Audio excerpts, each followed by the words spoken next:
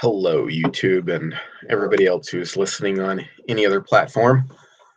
Um, I wanted to make a quick video talking about my new program and why I chose it and why I abandoned IF, intermittent fasting, for a while.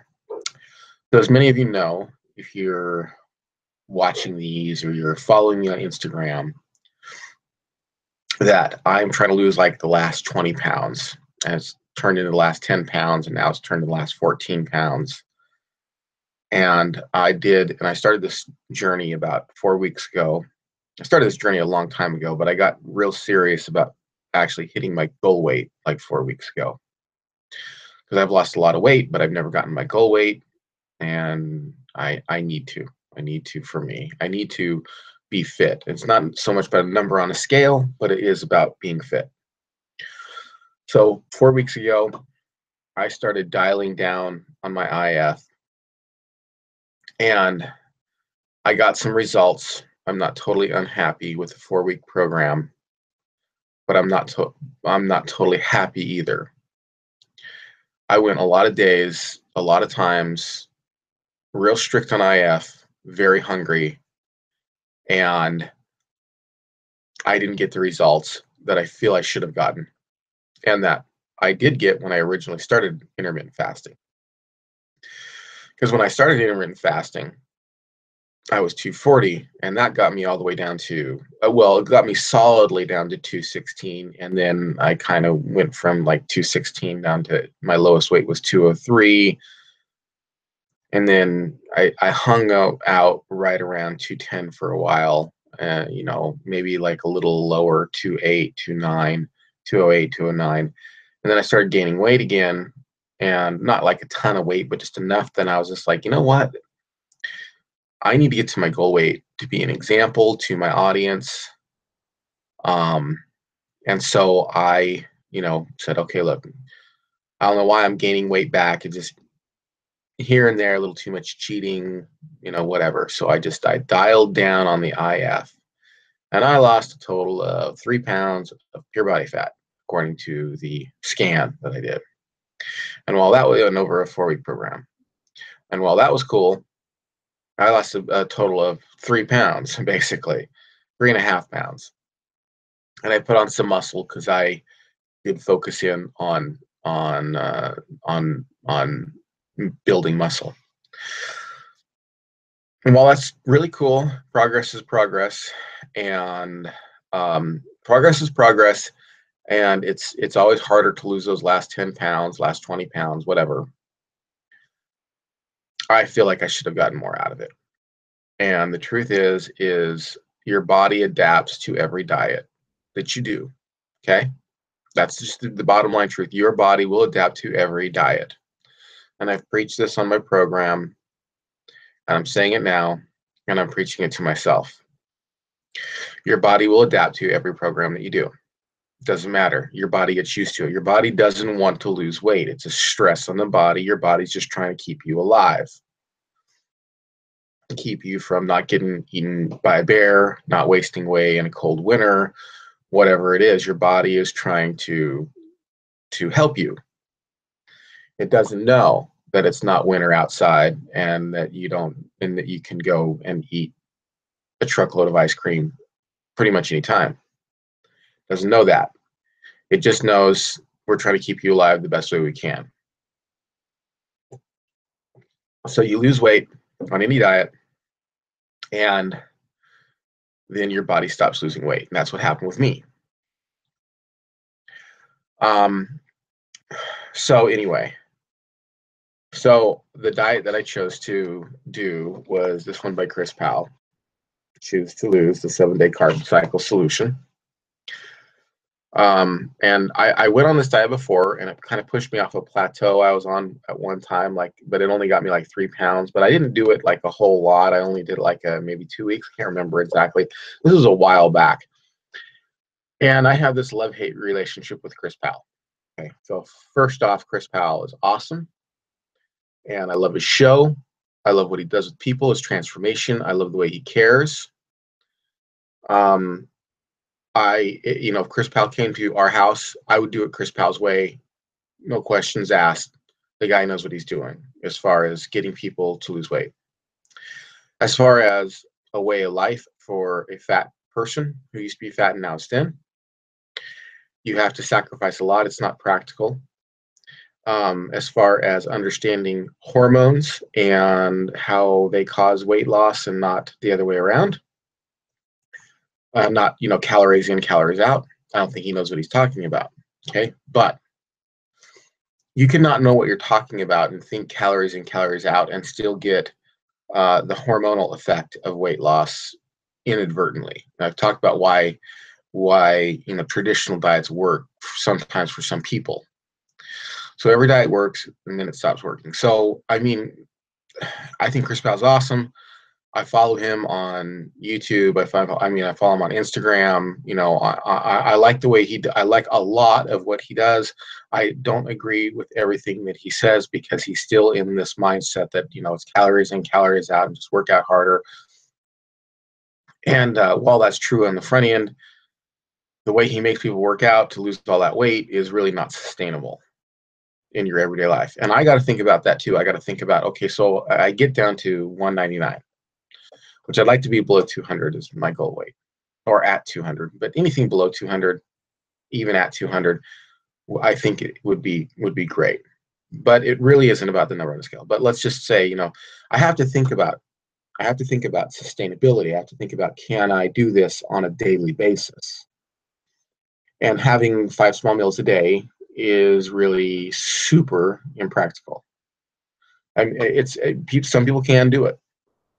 And that's why IF was so appealing to me, because intermittent fasting, because you cannot eat. It's easy. If you're on a high carb diet, a low carb diet, whatever, you cannot eat. That's good. You cannot eat. You can, it's, if you're poor and you can't afford the protein shake, you just don't have to have it. You don't have to eat.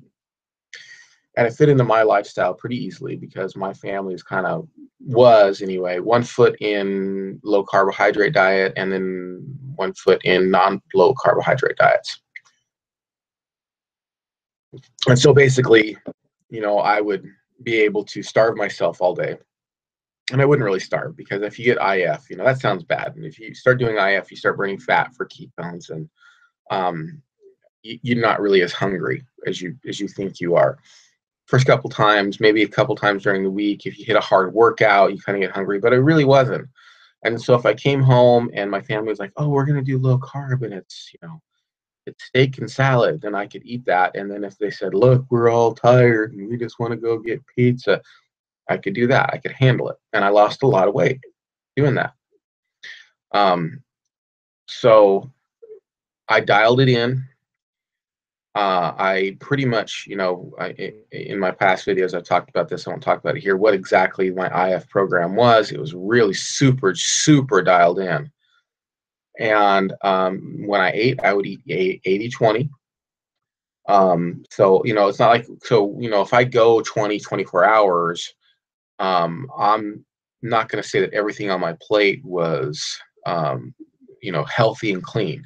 But most of it was a good 80-20. And after 20 to 24 hours to 16 hours, didn't affect me, and, shouldn't have affected me. And I should have lost a lot more weight. So the only thing I can think of is my body's used to it. So I'm trying this diet. There are some challenges. Basically, it's a 7-day carb cycle solution. So first thing I want to talk about is, number one, I'm going to go on this diet and be super strict on it. Do really well down to the T as far as what he has suggested, for a minimum of 2 weeks. I'll probably even extend it 3 to 4 weeks, but a minimum of 2 weeks. And the reason why is you have to give everything at least a 2-week chance. One of the things that bugs me is people always say things like, well, I tried that and I gave it a good try and I didn't lose the weight. And I'm like, how long did you do it? I'm like, a week. Look, your body takes 2 weeks to adjust to a diet, first off. And you can lose a significant amount of weight in the first week. It is true. Normally that's water weight. But your diet takes like 2 weeks to kind of adjust, and then after that's when you start getting the benefits of that diet. So I want to go at least 4 weeks up to my next scan, but we'll see. We'll just see how it goes. We'll see if I can tolerate this or not.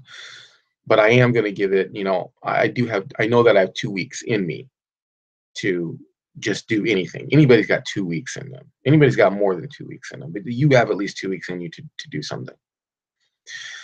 One of the challenges about this is that you have to eat breakfast within a half an hour of waking up, and that just goes against everything in my soul.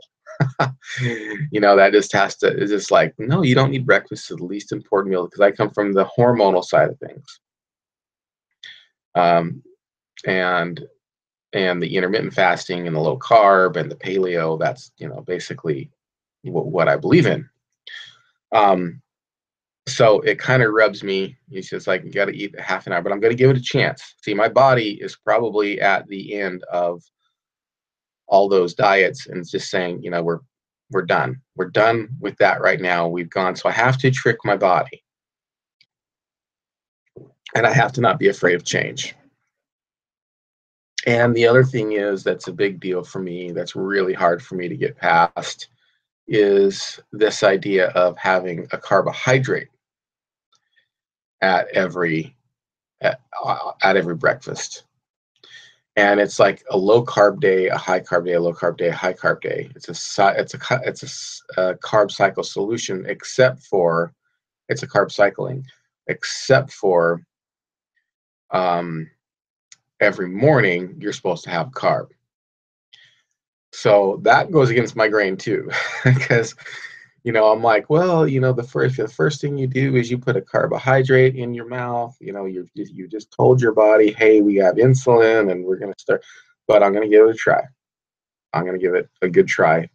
And again, the reason is because I'm doing really well on IF. I mean, I've dialed it down on IF, and I am. And then when I'm eating, I'm not eating crap, and 80-20 when I am eating, my one meal a day, sometimes 2 meals a day. It's just not working. So I got to try something else. I got to take my own advice, and I got to try something else. But that's the biggest challenge for me. But by a carb in the morning, he doesn't mean like a donut or donut. It's on this. It's like a half a banana or 2 like really small corn tortillas. It's not what you think when you think carb in the morning. So this morning I had half of a grapefruit, which in my opinion, if you're going to have a carb in the morning, that's probably the best one to have, is a half of a grapefruit. So anyway, one of the things that's kind of contradictory in the book is that he says, like, you're supposed to eat within a half an hour when you wake up, but he's also says that you want to do a workout in the morning. And I'm like, well, what are you supposed to do? Eat and then go work out? The meals are small. It's not going to be too much in your stomach. Or are you supposed to work out and then bring something with you? Because by the time I get to the gym and I'm done working out, it's way past a half an hour from when I first wake up. So anyway, yeah, I'm kind of talking funny a little bit. And the reason why I'm talking funny is because I just woke up. It's first thing in the morning, and I'm trying to keep my voice down, quiet, and I just haven't. I mean, this is my first cup of coffee, and it's not even done yet. So I'm a little when it comes to my voice. So I'm not trying to do anything like smooth talking or anything. I'm just trying to keep my voice down. Other people in the house are still asleep, and first thing in the morning, and just talking as the thoughts come to my head. Anyway, so I'm going to do that for at least 2 weeks, if not 4 weeks, and I'm going to do it hard. I'm going to commit to this. We already have plans to go to the grocery store, get you know, a lot of it's going to be, you know, tuna fish. That's what a lot of it's going to be, you know, for my 6 meals a day. And the reason why is because it's easy to pop open a can of tuna fish every couple hours and eat that along with some celery and half a banana or something like that. You know what I mean? So that's that is what I'm doing, and I'll let you know. All right, thanks for watching. Don't forget to subscribe if you want to know what I'm eating and when. Pretty much post it on Instagram, so follow me there. All right, we'll see you later. Bye.